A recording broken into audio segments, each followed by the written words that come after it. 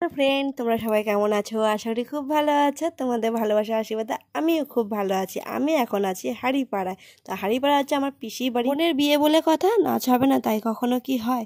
দেখো ছোটো ছোটো পুষিগুলো খুব সুন্দর করে নাচছিল, আমার তো খুব ভালো লেগেছে। আর দেখো এখানে মেহেন্দি পরানো শুরু করে দিচ্ছে। পুরো দু হাতে করতে হয় না, যার বিয়ে তারা তো দু হাতে করতে হয়, মানে উল্টো পিঠে মানে সোজা পিঠেও করতে হয়, তা অনেক টাইম লেগে গেছিলো। দেখো আমার মেয়ে কিন্তু বায়না করছিল মেহেন্দি পরবে বলে।